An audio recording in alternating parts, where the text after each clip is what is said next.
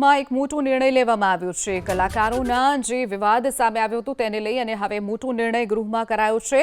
કલાકારો જે અગાઉ મુલાકાત કરવા માટે ગૃહમાં આવ્યા હતા અને તે વિવાદનો વિષય બન્યો હતો। ગૃહમાં કલાકારોના સ્વાગત સન્માનના વિવાદ બાદ મોટો નિર્ણય 27 માર્ચના ગુજરાતના તમામ કલાકારોને વિધાનસભામાં આમંત્રિત કરવામાં આવ્યા છે। 300 જેટલા કલાકાર, એક્ટર, એક્ટ્રેસ, સંગીત વાદકને પણ આમંત્રણ આપવામાં આવ્યું છે। દરેક જિલ્લામાંથી ફિલ્મ અને સાંસ્કૃતિક ક્ષેત્રે જોડાયેલા લોકોને આમંત્રણ આપવામાં આવશે। તમામ કલાકારો, લગભગ 300 જેટલા કલાકારોને 27 માર્ચના ગુજરાતના વિધાનસભામાં આમંત્રિત કરવામાં આવ્યા છે। અગાઉ લોક સાહિત્યકારને આમંત્રણ આપી દર્શાવાઈ હતી ગૃહની કામગીરી, ત્યારે ફરી એક વખત તમામને આમંત્રણ અપાયું છે। વધુ વિગતો સાથે સંવાદદાતા હિરેન રાજ્યગુરુ આપણી સાથે છે। હિરેન, અગાઉ જે કલાકારો આવ્યા હતા અને જે વિવાદ સામે આવ્યો હતો ત્યારબાદ હવે તમામ જે કલાકારો છે, એક્ટર, એક્ટ્રેસ હોય કે સંગીત વાદક હોય, તમામને આમંત્રણ અપાયું છે। શું કહેશો હિરેન? અગાઉ લોક સાહિત્યકાર અને ડાયરાના જે કલાકારો છે તેને આમંત્રણ આપવામાં આવ્યું હતું અને તેમના આમંત્રણથી જે ફિલ્મ ઇન્ડસ્ટ્રી સાથે જોડાયેલા છે અને લોક સંગીત સાથે જોડાયેલા કલાકારો છે એ કેટલાક નારાજ થયા હતા અને સૌથી વધારે નારાજગી વિક્રમ ઠાકોરમાં જોવા મળી હતી। આ વિવાદ ઘણો જ ચાલ્યો હતો અને ત્યારબાદ અધ્યક્ષ શંકર ચૌધરીએ ગૃહની અંદર પણ જણાવ્યું હતું કે ફિલ્મ ઇન્ડસ્ટ્રી સાથે સંકળાયેલા કલાકારોને બોલાવવાના બાકી છે અને યોગ્ય સમયે તેને પણ બોલાવવામાં આવશે। હાલ જે વિગત સામે આવી રહી છે એ મુજબ વિધાનસભા દ્વારા 300 કલાકારોનું એક લિસ્ટ તૈયાર કરવામાં આવ્યું છે। આ એ કલાકારો છે જે film industry, Gujarati film industry સાથે સંકળાયેલા છે, ગુજરાતી લોક સંગીત સાથે સંકળાયેલા છે, સાંસ્કૃતિક કાર્યક્રમો સાથે સંકળાયેલા છે। આવા 300 જેટલા લોકોની યાદી તૈયાર કરવામાં આવી છે જેમને આમંત્રણ આપવામાં આવશે। 27મી માર્ચના રોજ આ તમામ 300 જેટલા કલાકારો વિધાનસભા ગૃહની અંદર આવી પ્રેક્ષક ગેલેરીમાં બેસી અને એ કામગીરી નિહાળે એ પ્રકારેનું આયોજન કરવામાં આવ્યું છે।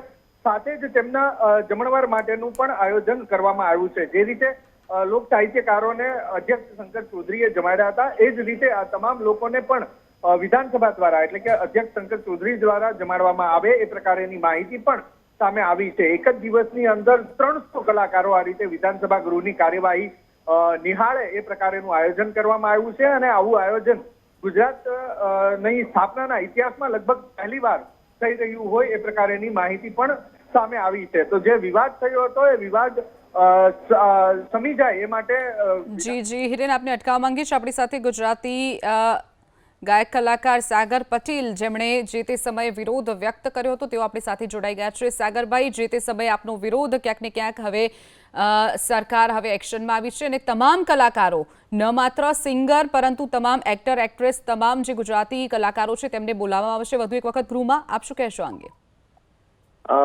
અમને તો વિશ્વાસ હતો બેન કે સરકારશ્રી આપણા મા બાપ છે ને અમારો અવાજ 100% સાંભળશે અને સરકારશ્રીએ સાંભળ્યો અને દરેકને ત્યાં આવવાનો મોકો મળશે, દરેકને સન્માન મળશે।